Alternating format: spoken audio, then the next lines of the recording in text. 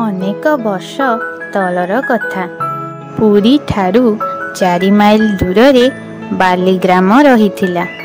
ସେଠାରେ ଦାସିଆ ବାଉରୀ ତାର ସ୍ତ୍ରୀ କମଳୀ ସହିତ ରହୁଥିଲା। ଦାସିଆ ଲୁଗାବୁଣା କାମ କରି ଘର ଚଳାଏ। ସେଇଥିରେ ପୁଣି କେବେ ମନେ ପଡ଼ିଲେ ଲୁଗା ବୁଣେ ନାହିଁ ତ ନାହିଁ। କାରଣ ସେ ଥିଲା ପ୍ରଭୁ ଜଗନ୍ନାଥଙ୍କର ବହୁତ ବଡ଼ ଭକ୍ତ।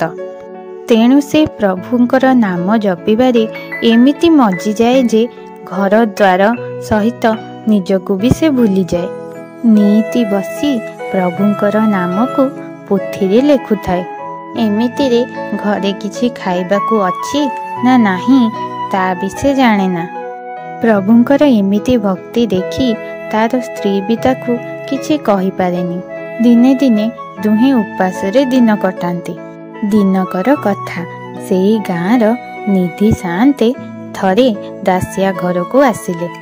ସେ ଦାସିଆକୁ କହିଲେ, ଆରେ ଦାସିଆ ଶୁଣ, ତୁ ମୋ ପାଇଁ ଖଣ୍ଡେ ନୂଆ ଲୁଗା ବୁଣିଦବୁ।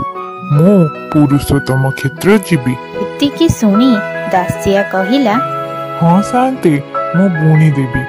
ସାଆନ୍ତେ, ତମ କଥା ଶୁଣି ମୋର ବି ପ୍ରଭୁ ଜଗନ୍ନାଥଙ୍କୁ ଦେଖିବାକୁ ଇଚ୍ଛା ହଉଛି। କିନ୍ତୁ ମୁଁ ତ ଅଛୁଆଁ ଲୋକ, ମତେ କଣ ଶ୍ରୀମନ୍ଦିର ଭିତରକୁ ପଶିବାକୁ ଦେବେ? ଆରେ ଏବେ ପରା ରଥଯାତ୍ରା ଚାଲିଛି। ପ୍ରଭୁ ପତିତ ମାନଙ୍କର ଉଦ୍ଧାର ପାଇଁ ନିଜେ ଶ୍ରୀମନ୍ଦିର ବାହାରକୁ ଆସିଛନ୍ତି। ଏବେ ତୁ ତାଙ୍କୁ ଦର୍ଶନ କରିପାରିବୁ। ଚାଲ ଯିବା। ଦାସିଆ ଆଉ ନିଧି ସାଆନ୍ତେ ଦୁହେଁ ମିଶି ପୁରୀରେ ପ୍ରଭୁଙ୍କର ରଥଯାତ୍ରା ଦର୍ଶନ କଲେ। ରଥରେ ପ୍ରଭୁ ଜଗନ୍ନାଥଙ୍କୁ ଦେଖି ଦାସିଆ ଏମିତି ମୁଗ୍ଧ ହେଇଗଲା ଯେ ସେ ଖାଇବା ପିଇବା ଭୋକ ଶୋଷ ସବୁ ଭୁଲି ଯାଇଥିଲା। ପ୍ରଭୁଙ୍କ ନାମ ଜପି ଜପି ସେ କୌଣସି ଗୋଟିଏ ସ୍ଥାନରେ ଶୋଇପଡ଼ିଥିଲା। ସେତେବେଳେ ପ୍ରଭୁ ଜଗନ୍ନାଥ ତାକୁ ସ୍ୱପ୍ନାଦେଶ ଦେଲେ। ପ୍ରଭୁ ତାକୁ କହିଲେ, ଦାସିଆ, ଭକ୍ତ ଦାସିଆ, ତୁମେ ମୋର ରଥଯାତ୍ରା ଦେଖିବାକୁ ଆସିଛ? ଦାସିଆ କହିଲା, ପ୍ରଭୁ, ତମେ ତମର ଏତେ କୋଟି କୋଟି ଭକ୍ତଙ୍କ ମଧ୍ୟରେ ମତେ ଚିହ୍ନି ପାରିଲ? ପ୍ରଭୁ, ଏ ଅଛୁଆଁଟାକୁ ତମେ ଚିହ୍ନି ପାରିଲ? ପ୍ରଭୁ କହିଲେ, ଦାସିଆ, ମୋ ଆଗରେ ମୋର ସବୁ ଭକ୍ତ ସମାନ। ଧନ୍ୟ ହେଇଗଲି ପ୍ରଭୁ, ମୁଁ ଧନ୍ୟ ହେଇଗଲି। ମୁଁ ତୁମର ଭକ୍ତିରେ ସନ୍ତୁଷ୍ଟ ହୋଇଛି। ଯାହା ଇଚ୍ଛା ମାଗ। ପ୍ରଭୁ, ମୋର ଧନ ରତ୍ନ ସମ୍ପତ୍ତି କିଛି ଲୋଡ଼ା ନାହିଁ। ମୁଁ ଚାହେଁ ଯେତେବେଳେ ଇଚ୍ଛା କରିବି ତୁମର ଦିବ୍ୟ ଦର୍ଶନ କରିପାରିବି। ପ୍ରଭୁ, ଏ ଅକିଞ୍ଚନର ଆଉ ଗୋଟେ ଇଚ୍ଛା ପୂରଣ କର। ପ୍ରଭୁ, ଏ ଅଛୁଆଁଟା ତା ହାତରେ ଯାହା କିଛି ବି ଆପଣଙ୍କୁ ଦବାକୁ ଚାହିଁବ, ଆପଣ ତାକୁ ଶ୍ରୀହସ୍ତରେ ଗ୍ରହଣ କରିବେ। କେବେ ବି ଘୃଣା କରିବେନି ପ୍ରଭୁ, ତାକୁ ଫେରାଇ ଦେବେନି। ମୋ ଉପରେ କେବଳ ଏତିକି କୃପା କରନ୍ତୁ ପ୍ରଭୁ। ପ୍ରଭୁ କହିଲେ, ଠିକ ଅଛି ଭକ୍ତ ଦାସିଆ, ତାହା ହିଁ ହେବ। ଏତିକି କହି ପ୍ରଭୁ ଅଦୃଶ୍ୟ ହୋଇଗଲେ। ଠିକ୍ ସେତିକି ବେଳେ ଦାସିଆ ହଠାତ୍ ଉଠିପଡ଼ି ପ୍ରଭୁଙ୍କୁ ପାଗଳ ଭଳି ଖୋଜିବାକୁ ଲାଗିଲା। ଏହାପରେ ନିଧି ସାଆନ୍ତେ ଦାସିଆକୁ ନେଇ ଘରକୁ ଫେରିଲେ। ଘରେ ପହଞ୍ଚିବା ପରେ ଦାସିଆର ସ୍ତ୍ରୀ କମଳୀ ଗୋଟିଏ ଥାଳିରେ ଅରୁଆ ଭାତ ଜାଉ ଉପରେ କଳା ପୁରୁଳି ଶାଗକୁ ରଖି ଦାସିଆକୁ ଖାଇବାକୁ ଦେଲା। ତାକୁ ଦେଖିଦେବା ପରେ ଦାସିଆକୁ ଯେମିତି ଲାଗିଲା ସେଠାରେ ସ୍ୱୟଂ ପ୍ରଭୁ ଜଗନ୍ନାଥ ବିରାଜମାନ କରିଛନ୍ତି। ସେ ଆଉ ଖାଇବାକୁ ନ ବସି ଉଠିପଡ଼ି ଜଗନ୍ନାଥଙ୍କ ନାମ ଧରି ନାଚିବାକୁ ଲାଗିଲା। ଏତିକି ଦେଖି କମଳୀ ବହୁତ ଡରିଗଲା। କମଳୀ ଆଉ କ'ଣ କରିବ? ସେ ଯାଇ ନିଧି ସାଆନ୍ତଙ୍କୁ ଡାକି ଆଣିଲା। ତା ଠାରୁ ସବୁ କଥା ଶୁଣି ନିଧି ସାଆନ୍ତ ତା ସହିତ ଦୌଡ଼ି ଦୌଡ଼ି ଆସିଲେ। ସେଠି ପହଞ୍ଚି ନିଧି ସାଆନ୍ତ ଦାସିଆର ନାଚ ଆଉ ସେହି ଖାଇବା ଥାଳିକୁ ଦେଖି ସବୁ ବୁଝିପାରିଲେ। ସେ ଠିକ୍ ବୁଝିପାରିଥିଲେ ଯେ ଦାସିଆ ପ୍ରଭୁଙ୍କର କେତେ ବଡ଼ ଭକ୍ତ। ସେ କମଳୀକୁ କହିଲେ, କମଳୀ, ଯାଅ, ଅରୁଆ ଭାତ ଉପରୁ କଳା ପୁରୁଳି ଶାଗକୁ ଅଲଗା କରିଦିଅ। ଦେଖିବ ଭକ୍ତ ଦାସିଆ ଶାନ୍ତ ହୋଇଯିବେ। କମଳୀ ନିଧି ସାଆନ୍ତଙ୍କ କଥା ଅନୁସାରେ କାମ କଲା। ସେତିକି ଦେଖି ଦାସିଆ ଶାନ୍ତ ହୋଇଗଲା। ନିଧି ସାଆନ୍ତ ଦାସିଆକୁ ବହୁତ ବୁଝାବୁଝି କରିବା ପରେ ସେ ବସିକି ଖାଇଲେ।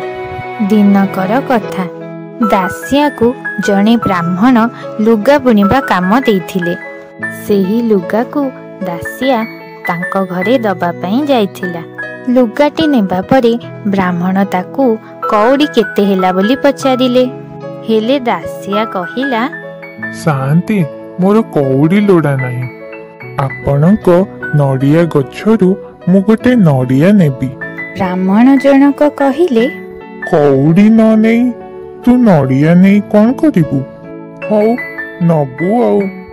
ଦାସିଆ କହିଲା, ସାଆନ୍ତେ, ନଡ଼ିଆ ମୁଁ ନେବିନି, ଆପଣ ନେବେ। ବ୍ରାହ୍ମଣ କହିଲେ, ଆରେ ମୁଁ ନଡ଼ିଆ କୁଆଡ଼େ ନେବି?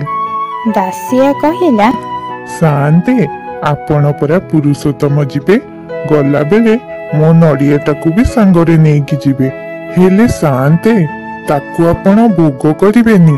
ଗରୁଡ଼ ସ୍ତମ୍ଭ ପାଖରେ ଠିଆ ହୋଇ ନଡ଼ିଆଟିକୁ ହାତରେ ଟେକି ଦେଇ ପ୍ରଭୁଙ୍କୁ କହିବେ, ପ୍ରଭୁ, ଦାସିଆ ବାଉରି ନଡ଼ିଆଟି ପଠେଇଛି, ନିଅନ୍ତୁ। ଆଉ ଯଦି ପ୍ରଭୁ ନ ନିଅନ୍ତି ତାହେଲେ ଫେରାଇ ଆଣିବେ। ଦାସିଆ କଥା ଶୁଣି ବ୍ରାହ୍ମଣ ଆଶ୍ଚର୍ଯ୍ୟ ହେଲେ ଆଉ କହିଲେ, ହଉ ଦାସିଆ, ମୁଁ ନେଇଯିବି। ତାପରେ ବ୍ରାହ୍ମଣ ଯେଉଁଦିନ ପୁରୁଷୋତ୍ତମ ଗଲେ, ଦାସିଆର ନଡ଼ିଆକୁ ସାଙ୍ଗରେ ନେଇ ଗଲେ। ସେଠାରେ ପହଞ୍ଚି ସେ ପ୍ରଭୁଙ୍କର ଦର୍ଶନ, ପୂଜା ଆଦି ସମସ୍ତ କର୍ମ ସାରିଲେ। ହେଲେ ସେ ଦାସିଆର ନଡ଼ିଆ କଥା ସମ୍ପୂର୍ଣ୍ଣ ଭୁଲି ଯାଇଥିଲେ। ସେ ଫେରିଲା ବେଳକୁ ଦାସିଆର ନଡ଼ିଆ କଥା ତାଙ୍କର ମନେ ପଡ଼ିଲା। ଦାସିଆର କଥା ଅନୁସାରେ ସେ ଗରୁଡ଼ ସ୍ତମ୍ଭ ପାଖରେ ଠିଆ ହୋଇ ସେହି ନଡ଼ିଆଟିକୁ ହାତରେ ଧରି ପ୍ରଭୁଙ୍କୁ କହିଲେ, ହେ ପ୍ରଭୁ ଜଗନ୍ନାଥ, ଆପଣଙ୍କ ଭକ୍ତ ଦାସିଆ ବାଉରି ଏଇ ନଡ଼ିଆଟି ପଠେଇଛି, ଗ୍ରହଣ କରନ୍ତୁ ପ୍ରଭୁ। ଏତିକି କହିବା ମାତ୍ରେ ନଡ଼ିଆଟି ଶୂନ୍ୟ ଶୂନ୍ୟ ଯାଇ ପ୍ରଭୁଙ୍କ ପାଖରେ ପହଞ୍ଚିଲା। ଏସବୁ ଦେଖି ବ୍ରାହ୍ମଣ ଚକିତ ହୋଇଗଲେ। ସେ ଠିକ୍ ବୁଝି ପାରିଥିଲେ ଯେ ଦାସିଆ ବାଉରି ପ୍ରଭୁଙ୍କର କେତେ ବଡ଼ ଭକ୍ତ। ବ୍ରାହ୍ମଣ ଜଣକ ଗାଁରେ ପହଞ୍ଚିବା ପରେ ଗାଁଟା ସାରା ସବୁ ଲୋକ ଏ ବିଷୟରେ ଜାଣିଲେ। ସମସ୍ତେ ଧନ୍ୟ ଧନ୍ୟ କଲେ। ଥରେ ଦାସିଆ ବାଉରି ପ୍ରଭୁଙ୍କ ପାଇଁ ଗୋଟିଏ ଟୋକେଇରେ ପାଚିଲା ଆମ୍ବ ନେଇ ଯାଇଥିଲେ। ତାକୁ ଦେଖି ପଣ୍ଡାମାନେ ଖୁସିରେ ତାଙ୍କ ପାଖରୁ ନେଇଗଲେ ଆଉ କହିଲେ, ଆମେ ଭୋଗ କରିଦେବୁ, ତମେ ଯାଅ। ଆଉ ସେ ଟୋକେଇ ଆମ୍ବକୁ ନେଇ ପଣ୍ଡାମାନେ ଭାବିଲେ, ପ୍ରଭୁଙ୍କ ପାଖରେ କିଛିଟା ଭୋଗ କରି ଆଉ ଯାହା ରହିବ ଆମ ଭିତରେ ସବୁ ବାଣ୍ଟି ନେବା। ତାପରେ ସେମାନେ ତାକୁ ଗୋଟିଏ ଜାଗାରେ ରଖି ନିଜ ନିଜ କାମରେ ଚାଲିଗଲେ। ତାଙ୍କ କାମ ସାରି ଆସି ଦେଖିବା ବେଳକୁ ସେ ଟୋକେଇଟି ଖାଲି ଥିଲା। ଆମ୍ବ ସବୁ କୁଆଡ଼େ ଗଲା ବୋଲି ସେମାନେ ବହୁତ ଜାଗା ଖୋଜାଖୋଜି କଲେ, ହେଲେ ପାଇଲେନି। ପୁଣି ଦେଖିଲା ବେଳକୁ ପ୍ରଭୁଙ୍କ ରତ୍ନ ସିଂହାସନ ପାଖରେ ଆମ୍ବ ଚୋପା ଆଉ ଟାକୁଆ ପଡ଼ିଥିଲା, ଆଉ ପ୍ରଭୁଙ୍କ ଅଧରରେ ଆମ୍ବ ରସ ଲାଗିଥିଲା। ଏମିତି ହିଁ ଥିଲା ପ୍ରଭୁଙ୍କ ପ୍ରତି ଦାସିଆ ବାଉରିଙ୍କର ଭକ୍ତି। ଇନି ମିନି ଏଥର ଜାଣିଲ ତ ପ୍ରଭୁ ତାଙ୍କ ଭକ୍ତମାନଙ୍କୁ କେତେ ଭଲ ପାଆନ୍ତି। ହଁ ମା, ଆମେ ବୁଝିପାରିଲୁ। ଆଉ ସାଙ୍ଗମାନେ, ଆପଣମାନଙ୍କୁ ଏ କାହାଣୀଟି କେମିତି ଲାଗିଲା ନିଶ୍ଚୟ କହିବେ। କାହାଣୀଟି ଭଲ ଲାଗିଥିଲେ ଲାଇକ୍ କରନ୍ତୁ। ଆହୁରି ଏମିତି ମଜାଦାର କାହାଣୀ ଦେଖିବା ପାଇଁ ଚ୍ୟାନେଲକୁ ସବସ୍କ୍ରାଇବ୍ କରନ୍ତୁ। ଆଉ ହଁ, ବେଲ୍ ଆଇକନକୁ ପ୍ରେସ୍ କରିବାକୁ ଭୁଲନ୍ତୁ ନାହିଁ। ଜୟ ଜଗନ୍ନାଥ।